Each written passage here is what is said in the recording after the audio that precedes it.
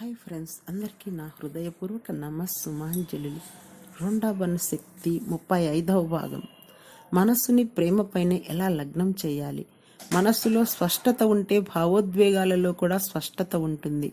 ఇందువల్లనే ఒక ఉన్నతమైన స్పష్టమైన మనసు ఇష్టపూర్తిగా తీవ్రంగా ప్రేమించగలుగుతుంది. తను ప్రేమించిన దానిని గుర్తించగలుగుతుంది.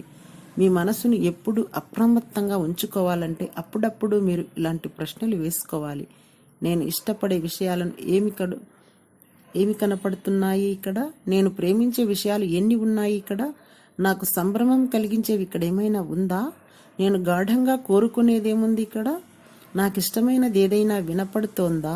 ఇలాంటి ప్రశ్నలు మీ మనస్సుని మీరు అడిగినప్పుడు వెంటనే అది మిగతా విషయాల గురించి ఆలోచించడం మానేసి మీరు సమాధానాలు వెతికి ఇచ్చేస్తుంది మీకు. మీరు ఇటువంటి ప్రశ్నల్ని ఎప్పుడు అడుగుతూ ఉండడమే అసలు రహస్యం. మీరు ఎన్ని ప్రశ్నలు ఎక్కువ అడిగితే మీరు మీ మనసుని అంత అదుపులో ఉంచుకోగలరు. అది మీకు వ్యతిరేకంగా పనిచేయకుండా మీకు అనుకూలంగా ఉంటుంది.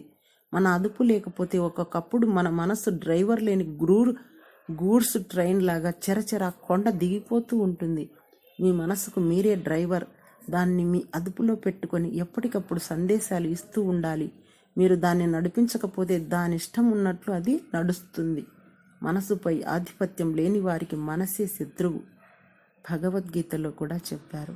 మీ మనస్సు మీకు ఒక శక్తివంతమైన పరికరం. అయితే అది మిమ్మల్ని తప్పుదోవ పట్టించకుండా దాన్ని ఎప్పుడూ మీ అధీనంలో ఉంచుకోవాలి.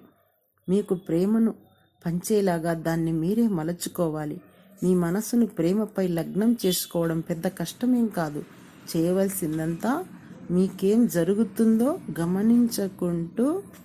గమనించుకుంటూ ఉండడం. Thank you.